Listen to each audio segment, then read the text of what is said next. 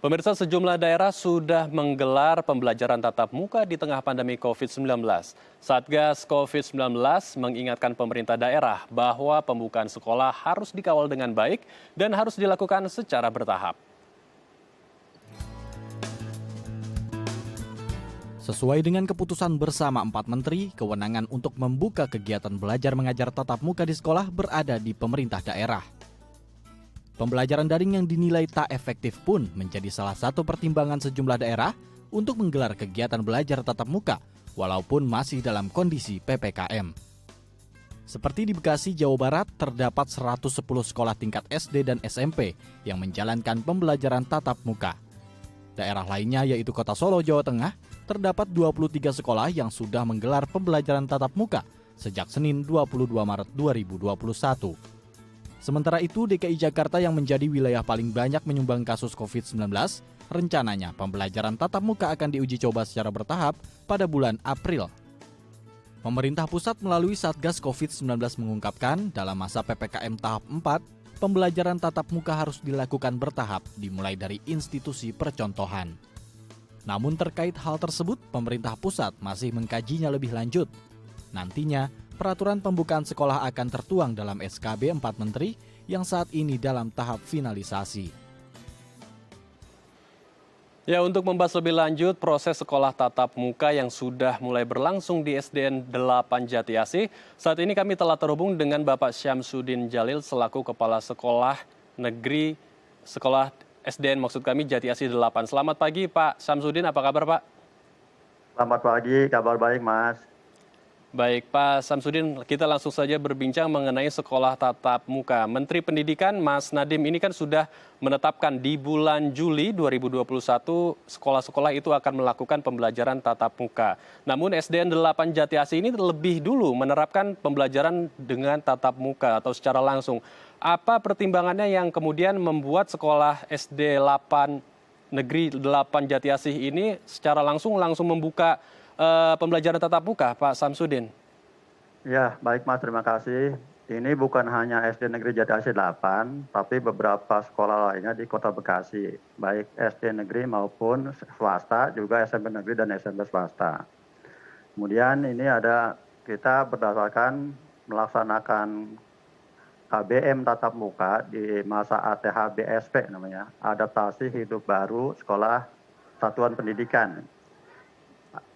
Surat edaran dari Kepala Dinas Pendidikan Kota Bekasi, itu nomor 421/2624/Distrik Set 3 Romawi /2021, yaitu tentang panduan penyelenggaraan adaptasi hidup baru satuan pendidikan. Jadi dengan berdasarkan itu, maka kita semua sekolah dasar negeri maupun swasta dan SMP negeri maupun swasta di Kota Bekasi, sejak tanggal 22 Maret minggu yang lalu kita sudah mulai pembelajaran tatap muka secara terbatas, yaitu 50% setiap rombelnya dalam satu hari. Durasi waktunya yaitu tidak lebih dari 3 jam. Rata-rata kita ambil 2 jam 30 menit atau 2 jam setengah. Begitu Mas. Baik, jadi ada penyesuaian jam belajar mengajar yang dipersingkat ya, Pak Syamsuddin ya? Iya, betul. Baik, ini kalau tidak salah sudah lebih dari 1 minggu ya, mulai dari 22 Maret 2021 lalu diterapkan pembelajaran tatap muka. Sejauh ini bagaimana Pak? Apakah ada kendala atau mungkin sistem monitoringnya berjalan dengan baikkah? Ya, kalau monitoring di eksternal sekolah, kita sudah membuat aturan yang di-share ke wali murid. Di antaranya adalah siswa diantar jemput oleh orang tuanya atau oleh saudaranya sampai gerbang sekolah. Tidak boleh masuk ke halaman sekolah. Membawa makanan sendiri, minuman sendiri, kemudian juga memakai masker. Kemudian di dalam sekolah, guru selalu mengingatkan pada peserta didik untuk selalu menggunakan masker, menjaga jarak, dan tidak bergerombol, ya, physical distancing atau social distancing kalau bahasa kerennya, seperti itu Mas. Baik, jadi ada sistem monitoring anak-anak pulang ke rumah ataupun berangkat ke sekolah ya, Pak Samsudin ya? Ya, kita pastikan seperti itu. Karena kalau diantar jemput ya sudah pasti oleh orang tuanya, dia tidak mampir-mampir lagi ke temannya atau ke tempat-tempat perbelanjaan dan lain-lain. Baik, lalu bagaimana dengan mata-mata pelajaran yang mungkin saat ini harus untuk praktek gitu. Kemudian di sini kan tadi Bapak ada penyesuaian jam yang dipersingkat. Lalu bagaimana dengan jam-jam Ya. mata pelajaran yang waktunya itu harus dibahas cukup panjang dan ada ujian-ujian praktik juga? Ya, kalau ujian praktik seperti mata pelajaran olahraga, praktek agama, sholat dan sebagainya itu dilakukan dengan video pembelajaran. Seperti misalnya praktek sholat dan sebagainya, siswa peserta didik di rumah, dia melakukan praktek tersebut, divideokan oleh orang tuanya, kemudian dikirim ke gurunya lewat WhatsApp. Seperti itu, Mas. Dan pelajaran olahraga pun ya memang untuk pembelajaran tatap muka secara terbatas ini tidak dilakukan di halaman sekolah, tapi dengan video pembelajaran. Siswa peserta didik mempraktekkan di rumahnya masing-masing, kemudian hasilnya dikirimkan lewat WhatsApp ke gurunya masing-masing, seperti itu. Baik. Sejauh ini apa yang menjadi evaluasi tenaga pendidik saat menggelar atau mengadakan pembelajaran tatap muka? Kalau secara umum sih sebetulnya tidak ada kendala, tidak ada kekurangan, karena kita betul-betul memperhatikan prosedur yang sudah sangat lengkap berdasarkan surat edaran dari Kepala Dinas Pendidikan Kota Bekasi. Itu yang kita ikuti. Insya Allah ke depannya juga tidak ada hambatan dan tidak ada kendala. Alhamdulillah sampai saat ini berjalan dengan baik dan lancar. Baik. Nah, kalau kita berbicara mengenai murid atau anak-anak yang belajar di sekolah, pastikan orang tua tidak semuanya mungkin setuju ya dengan pembelajaran tatap muka ini. Ini masih menjadi persoalan yang pro dan kontra dari orang tua. Nah, lalu bagaimana sebetulnya sebagian besar orang tua respon dari anak-anak yang mengikuti pembelajaran tatap muka ini? Bagaimana respon orang tua, Pak? Ya, kami berani melaksanakan PTM tatap muka, pembelajaran tatap muka ini berdasarkan kita buat surat persetujuan wali murid. Jadi wali murid mengisi setuju atau tidak setuju siswanya, peserta didiknya untuk belajar tatap muka. Berdasarkan itu, maka kami yang diizinkan oleh wali murid silakan datang ke sekolah untuk mengikuti PTM, pembelajaran tatap muka.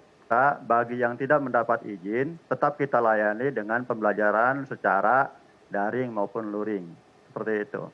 Jadi pada umumnya di Jati Asih 8 ini hampir 99% peserta didik mendapat izin dari orang tuanya untuk mengikuti pelajaran tatap muka. Seperti itu, Mas.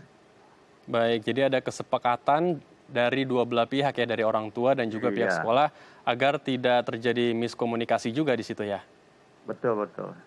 Baik, untuk mengadakan pembelajaran tatap muka ini kan pasti harus memiliki dinding yang lebih tebal ya, karena ini ada beberapa orang dalam satu kelas gitu, terutama ada anak-anak juga. Lalu apakah akan ada vaksinasi yang dipercepat gitu untuk para tenaga pendidik ini di sekolah Bapak? Kalau vaksinasi alhamdulillah pada umumnya Kota Bekasi khususnya juga Jati Asih 8 ini guru sudah mendapat vaksinasi. Sudah divaksin. Baik, jadi guru-guru juga sudah menerima vaksinasi ya. Bagaimana dengan Ya. para murid? Para murid ya di lingkungan tempat tinggalnya masing-masing mungkin ini belum mendapat giliran karena yang diutamakan kan itu yang usianya ya lansia gitu ya atau usia masa-masa produktif. Jadi kalau peserta didik di lingkungan keluarganya atau lingkungan tempat tinggalnya belum ada vaksin. Baik, jadi ini Sepengetahuan saya seperti itu karena kita pemerintah kan mengutamakan yang itu ya yang usia dewasa yang produktif itu. Tenaga medis, tenaga pengajar dan sebagainya. Itu yang lebih utama dulu. baik, jadi untuk barrier bagi anak-anak adalah protokol kesehatan ya, karena usia anak-anak itu belum mumpuni untuk menerima vaksinasi. Iya, seperti itu. Baik, terakhir Pak Samsudin, apa saran untuk pemerintah terkait dengan pembelajaran tatap muka ini? Ya, saya sih berharap mudah-mudahan pandemi COVID segera berakhir, supaya pembelajaran meskipun melalui daring dan luring esensinya tidak mengurangi esensi PBM ya, proses belajar mengajar, akan tetapi memang pembelajaran secara tatap muka ini lebih bagus dan lebih efektif gitu daripada pembelajaran melalui daring atau luring seperti itu. Baik, kita harapkan juga semua sekolah mungkin akan bergiliran gitu ya membuka sekolahnya karena anak-anak mungkin juga sudah rindu dengan kegiatan belajar mengajar di Ya. kelas, kemudian bertukar pikiran dengan sesama murid dan guru pun juga tidak perlu extra effort gitu mengajar melalui daring dari rumahnya. Karena kalau dengan pembelajaran secara langsung, mungkin anak-anak menjadi lebih cepat menangkap ilmu yang diberikan oleh guru ya Pak ya? Betul. Seperti Baik. kemarin wawancara Mario itu, bahwa dengan belajar tatap muka langsung, ketika menemui kesulitan, beliau langsung, anak-anak tersebut bisa langsung bertanya pada gurunya. Seperti itu tadi yang tayangan tadi itu. Baik. Salah satu kelebihan. Baik, terima kasih Pak Samsudin untuk informasinya telah bergabung bersama kami di Halo Indonesia. Tetap jaga kesehatan dan selamat kembali beraktivitas Pak Samsudin. Terima kasih, Mas. Ya pemirsa, usai jeda kami akan melanjutkan perbincangan masih seputar pembelajaran tatap muka di sekolah. Tetap bersama kami di Halo Indonesia.